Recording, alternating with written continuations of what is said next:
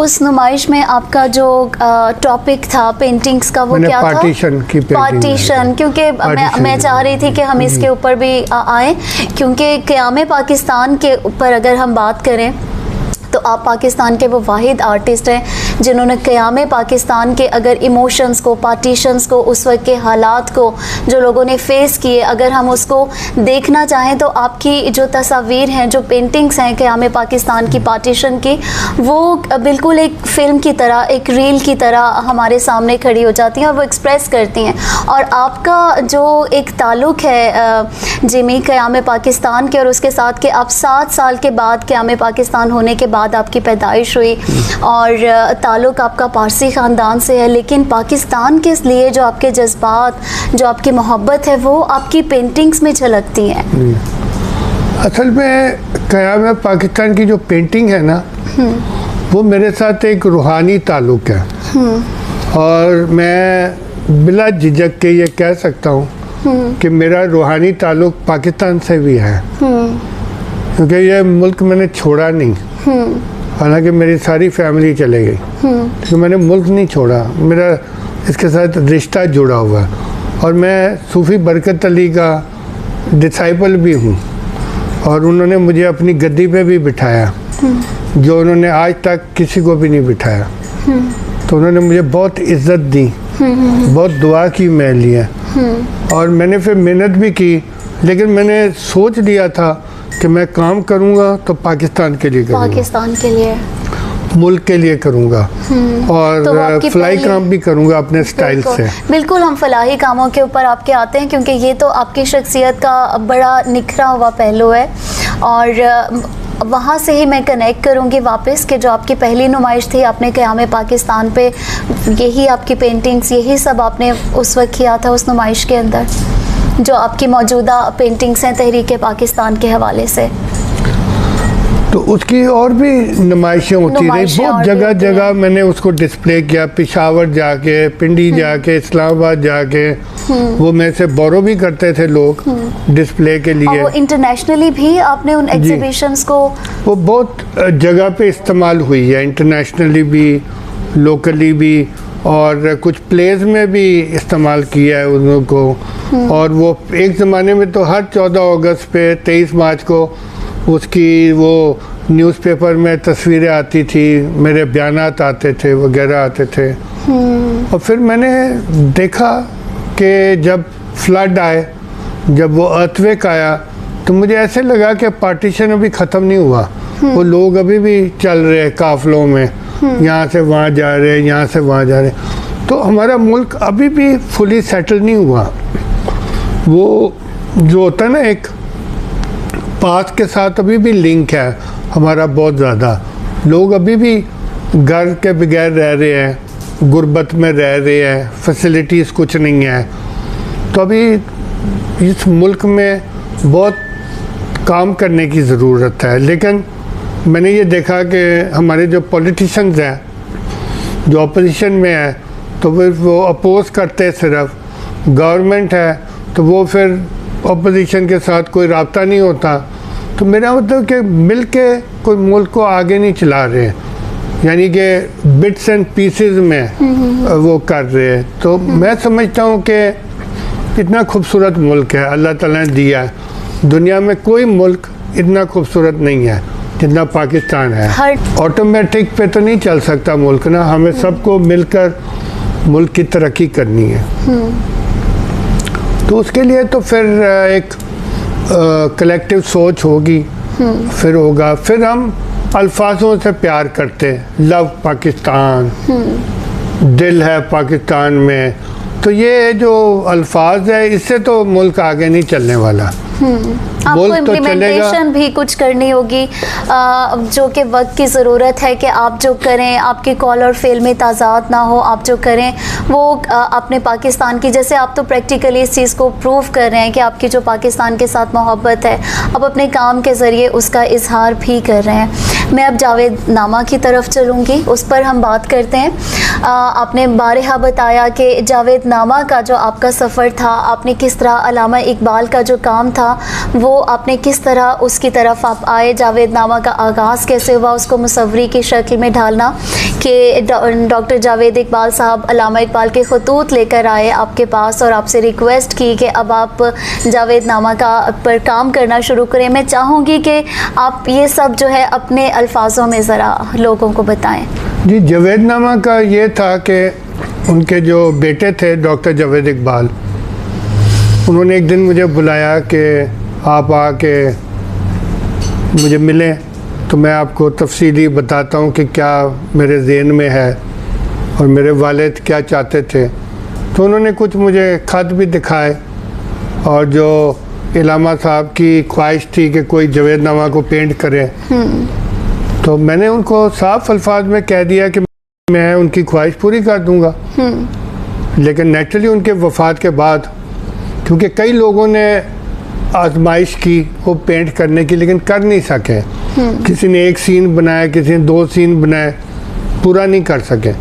मैंने उनको कहा मैं पूरा पेंट कर दूंगा आपको और ये चैप्टर को मैं क्लोज कर दूंगा कि इनकी ख्वाहिश पूरी हो गई। तो फिर 1 साल लगा के मैंने पूरा कंप्लीट किया। मैं उनके घर ही ठहरता था और अल्लामा इकबाल साहब ने जो ख़त के अंदर जो लिखा था कुछ, वो उस हवाले से बताएंगे। हाँ जी, वो अल्लामा इकबाल ने ये लिखा था कि ये सिर्फ कोई आर्टिस्ट होगा तो वो जावेदनामा नहीं पेंट कर सकेगा जब तक उसमें इल्म इलाही नहीं होगी, और जो शख्स भी ये काम करेगा उसका दुनिया में बड़ा नाम होगा। तो ये अल्लामा इकबाल ने लिखा था सारा कुछ। तो मैंने जब पूरा किया तो मुझे खुशी थी कि हमारे नेशनल पोएट थे, इतने सालों से किसी ने ये पूरा नहीं की, ख्वाहिश उनकी पूरी नहीं की। तो मैंने 1982 में ये ख्वाहिश पूरी कर दी और मुझे खुशी भी हुई और उधर से मुझे काफ़ी सोचने का मौका मिला। मेरे ज़हन में भी कोई बड़े आइडियाज़ आ गए आफ्टर जावेदनामा, क्योंकि वो बहुत ही एक क्रिएटिव सा काम था, बहुत मुश्किल काम था, वो आसान काम नहीं था। इसलिए मुझे समझ आई कि क्यों नहीं पहले लोगों ने पेंट किया। तो फिर वो तो मैंने काम कर दिया और मुझे खुशी है। आई एम श्योर के अल्लामा इकबाल की रूह खुश हो गई होगी। बिल्कुल, रूह भी खुश होगी और हमारी जो नस्लें हैं वो उनके लिए आपने एक बहुत बड़ी चीज़ की है। जिमी, देखिए कि अगर हम, बहुत सारे लोग होते हैं जो किताब को पढ़ नहीं रहे होते, लेकिन आपने मुसव्वरी की शक्ल में पूरा जावेदनामा जो है उसको आपने उतार दिया, और ये एक बहुत बड़ा कारनामा है जिसकी जितनी भी पजीराई की जाए, जितनी भी तारीफ़ की जाए उतनी ही कम है। अब आते हैं आपके सोशल वर्क की तरफ, आपके चैरिटी वर्क की तरफ। आप हमेशा कहते हैं कि अब मैं पाकिस्तान का नौकर हूं, और आपने आज तक जितना भी अर्न किया, जो कुछ भी किया, आप उसको चैरिटी के अंदर दे देते हैं। इस हवाले से आपका क्या कहना है, क्या थॉट्स हैं इस हवाले से आपके? मैं आपको बताऊं कि दुनिया में तकलीफ़ तो बहुत है, लोगों को हेल्प की ज़रूरत भी बहुत है, लेकिन हम सबको हेल्प नहीं कर सकते, हम सबकी मदद नहीं कर सकते, लेकिन हमारी आँख जो किसी को देख ले और हम कर सकते उसकी मदद हमें करनी चाहिए। मेरा चैरिटी वर्क वो है कि अल्लाह जानता है और मैं जानता हूँ। मेजॉरिटी ऑफ मेरी चैरिटी वही होती है। बाकी जो मैं करता था, स्पेशल बच्चों को ले जाता था 5 स्टार होटल्स में, एंटरटेन करता था, वो मैं बाय एग्जांपल करता था कि दूसरे लोग भी फॉलो करें, इनकी ज़िंदगी बेहतर हो। 15-16 साल तक मैंने कंटिन्यूसली किया स्पेशल बच्चों के साथ। मैंने 200 बच्चों से लेके 6000 बच्चे ले गया हूँ पब्लिक प्लेसेस में, सही, और उनको एंटरटेन किया है, उनको VIP ट्रीटमेंट दी है, उनको मैंने कोशिश की कि सोसाइटी में हम एक्सेप्ट करें रिस्पेक्टफुली, क्योंकि जब तक हम इनको रिस्पेक्ट नहीं देंगे तब तक उनकी ज़िंदगी नहीं बदलेगी। अल्फाजों से कुछ नहीं बदल सकता, बोल देना बस हो जाएगा, कर देंगे, सोच लेंगे, इससे नहीं होगा। बिल्कुल, आपको जाके पड़ता है। तो जाके फलाही कामों के लिए किस तरह वक्त निकाल लेते हैं? दूसरा, मैंने हेल्प किया है प्रिजनर्स को, जेलों में काम किया मैंने। फिर मैंने KSB फाउंडेशन से फंड लेके पहला जुडिशल कॉम्प्लेक्स बनाया था, ये पहला था पाकिस्तान में। सही। उसके बाद मैंने वॉक कल्चर क्रिएट किए। इसके अलावा मैंने सारे एनजीओज़ को तकरीबन हेल्प किया है किसी न किसी तरीके से। 2 नाम लूँगा मैं जिनका मैं नाम बार भी लेता हूँ। एक अब्दुल सत्तार ईदी तो हमारे साथ नहीं है, बहुत इज्जत करता था, उनसे मुलाकात भी रही है। मैंने उनकी ड्राइंग्स भी बना के स्टेट बैंक म्यूज़ियम को डोनेट की। दूसरे हैं डॉक्टर अदीबुल हसन रिजवी जो SIUT के हैं। बिल्कुल, बहुत बड़ा नाम है, बहुत बड़ा काम है। बिल्कुल, उस जैसा कोई शख्स मुझे बाहर दिखने में नहीं मिला। और कई दफ़ा बाहर के मुल्क कहते थे कि पाकिस्तान में क्या है, तो मैं कहता था हमारे जो 2 लोग हैं ना वो तुम्हारे पास पूरी कौम में नहीं है, तो मैं उनको कहता था। No doubt. दूसरी बात यह है कि चैरिटी तो बहुत होती है यहाँ, लेकिन चैरिटी किस्म किस्म की होती है। कुछ होती है गुड सर्विस होती है, जैसे ये एम्बुलेंस है, ये गुड सर्विस है। जो highest form of social work है वो ये है कि जब सिर्फ अल्लाह जानता है और जो जिसको मदद कर रहे वो जानता है, तो वो highest form of social work है। तो मेरे नज़दीक वो सबसे आला सोशल वर्क है। मैं एनजीओ नहीं हूँ, मेरे जेब में जो आते हैं वो ही मैं देता हूँ, क्योंकि जब आप अपने पैसे देते हो तो मैं समझता हूँ कि वो एक असली सोशल वर्क है। अब जब मैं फंड इकट्ठा करूँ सारी दुनिया से और फिर उससे मदद करूँ लोग, तो वो फिर मेरा कोई कमाल नहीं है। वो तो फिर मैं लोगों के पैसों से मदद कर रहा हूँ। मैं अपना तो कोई सेक्रीफाइस नहीं करता, इसलिए मैं सिंपल तरीके से रहता हूँ कि जो पैसे मैंने कोई लेविश लिविंग या करनी थी वो मैं बांट देता हूँ लोगों को। तो इसलिए मैं जो घर आपने मेरा देखा था जहाँ आप आई थी, वो इसलिए मैं इसी तरह रहता हूँ। और दूसरी बात है कि मैं काम करता रहूँगा जब तक अल्लाह ताला ज़िंदगी देगा। आपको लंबी उम्र दे, सेहत के साथ, और आपका साया जो है वो पाकिस्तान पर, हम सब पर सलामत रखे। आप पाकिस्तान का असासा हैं। मैं आपसे यहाँ पर प्रोग्राम के आखिर में एक और सवाल पूछना चाहूँगी कि इतनी आपकी बिज़ी लाइफ है, इतना बिज़ी स्केड्यूल है, आपका स्केड्यूल इतना बिज़ी है, इतनी आपकी बिज़ी लाइफ है, आप हर वक्त चैरिटी वर्क में भी इन सब चीज़ों में बिज़ी होते हैं, इस तरह के आप काम कर रहे होते हैं, तो इस सब के लिए आप वक्त किस तरह निकाल लेते हैं? मैंने कभी ज़िंदगी में किसी को नहीं कहा कि मैं बिज़ी हूँ। सही। ना मेरा बिज़ी शेड्यूल है, मेरा अपनी मर्ज़ी से शेड्यूल है। सही।